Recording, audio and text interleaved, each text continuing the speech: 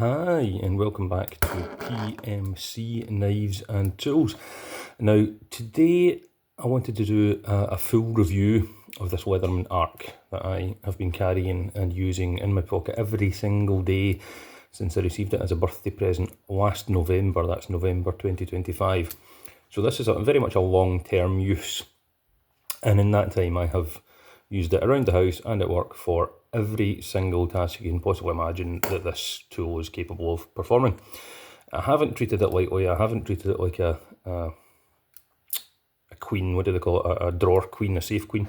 I've been very much using it as a working tool because the way I see it, although I didn't pay for it, every tool, regardless of cost, needs to pay for itself. There's no point in having a tool and not using it. Same way there's no point in owning a car and not driving it.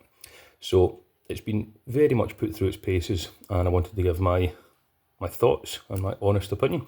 So, as you know, these are mechanically based on the Leatherman Free series, which is why they do this floppy action here.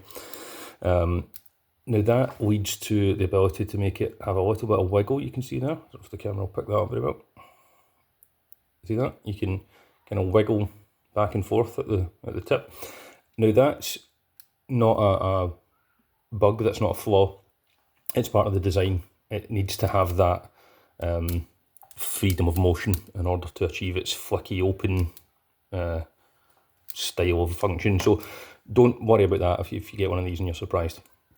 In terms of the pliers, I know that Leatherman had a few complaints about the jaws on the very first batches that went out.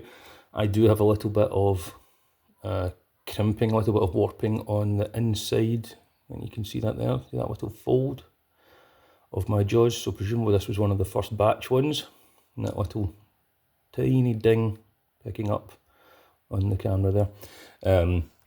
I could of course replace that. Honestly, I can't say it bothers me too much.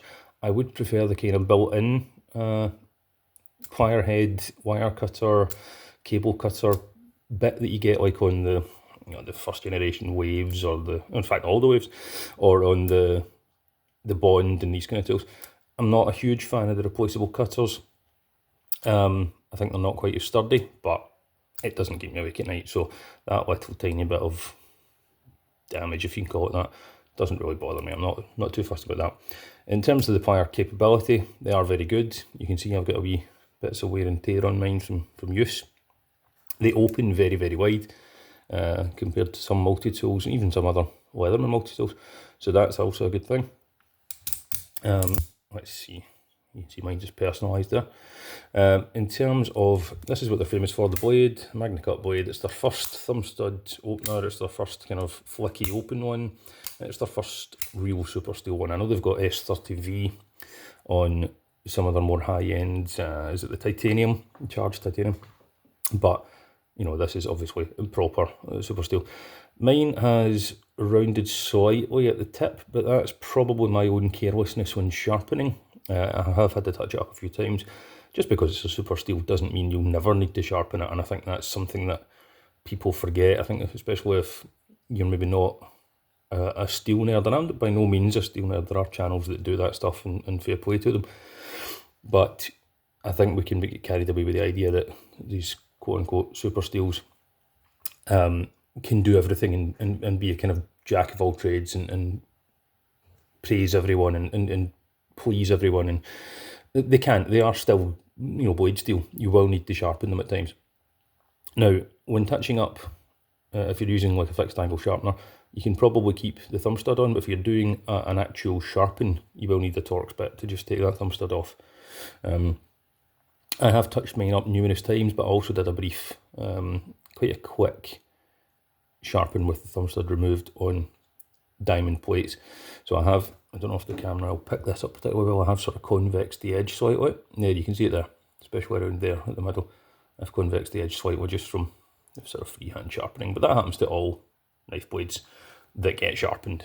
You're not going to avoid that, even with machine sharpening. The human element impacts the angle, so that's fine, doesn't bother me. You'll see I've got a little bit, the DLC coating is scratched a little bit, probably from a mixture of use and cleaning, because I have used it for everything.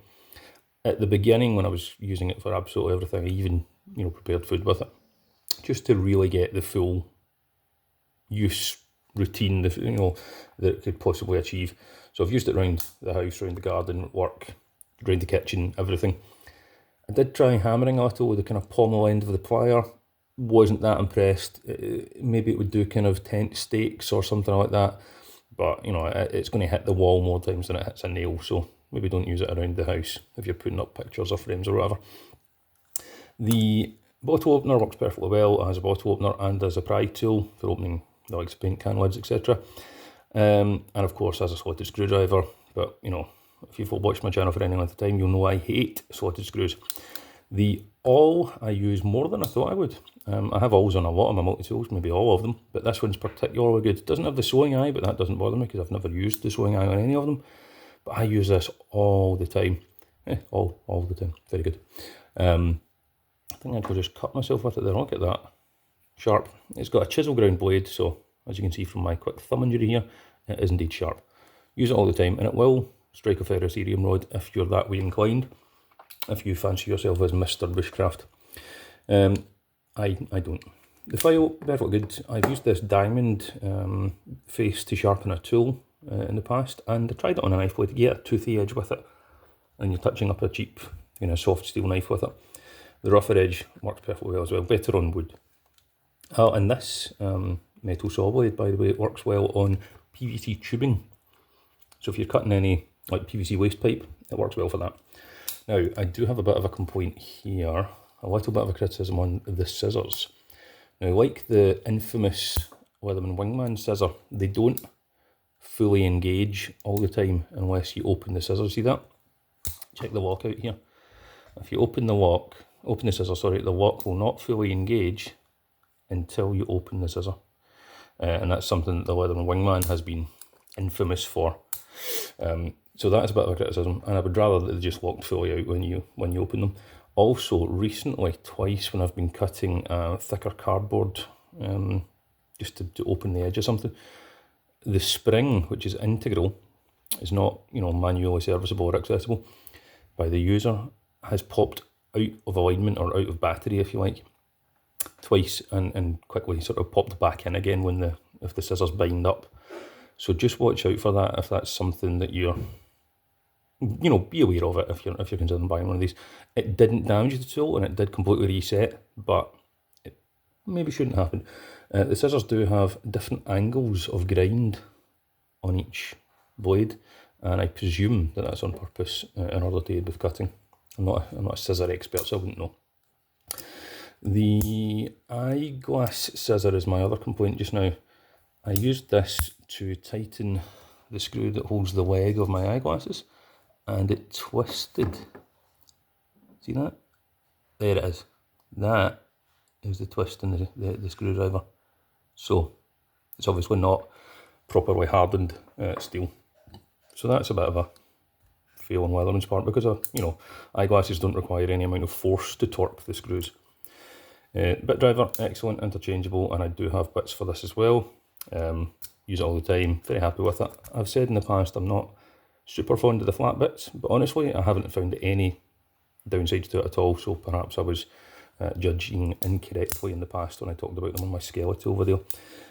Can opener works really well. It's a different style from their other can openers, doesn't have the integral screwdriver, for example, or anything else. Works really well. It's not sharp to the touch like a Victorinox one is, but it opens cans with great success. The pocket clip works well. I don't use the sheath generally, I always carry it with the pocket clip, and I'm perfectly happy with that. What else have we got here? What have I missed? Oh yeah, the saw. Saw works well. Spine will throw a ferrocerium rod when you're doing your Ramiers thing. I did find that the teeth on it cut very, very well, but I did a quick comparison. Should have filmed it, forgot to. With Victorinox wood saw, and the Victorinox wood saw cuts slightly better, and that was on a bit of 2x-inch timber. But that wasn't, tree limbs or anything like that. It was treated, machined timber. Cuts very, very well though. But Victorinox are very well known for the quality of their saws. So over the past, how long is that now? 9 months.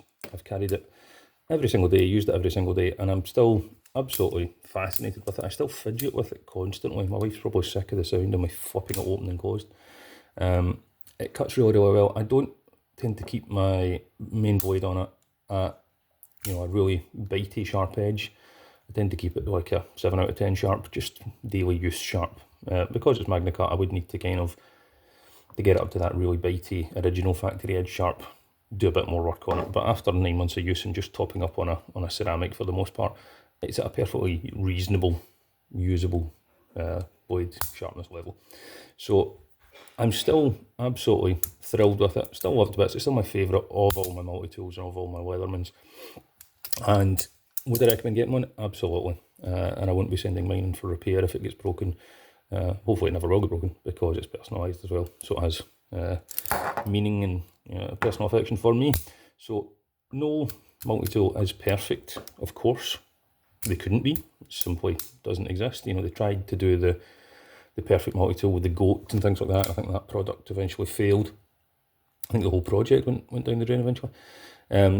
But it's as close to the perfect multi-tool as you can get on the market for me at the moment. Are they expensive? Yeah, sure. But you're paying for excellent quality manufacturing, excellent quality materials, and a no quibble, I mean a really excellent lifetime warranty. I've used their warranty multiple times on other Leatherman tools and have no complaints, nothing but praise for the warranty. So you're paying for that built into the price as well. And although I'm not really a brand guy, you're paying for brand recognition as well. You know, if you want the new cool thing on the street, then you know you want to impress all your multi-tool mates. The Leatherman Arc's the big boy on the street, isn't it? You know, if you want to drive the cool car, you need to pay for the brand, don't you? So keep that in mind as well. So over the course of the best part of a year, it's definitely a thumbs up for me. A couple of little quibbles that, you know, fewer than I would have with any other multi-tool. So thanks again for watching. Stay safe, stay sharp.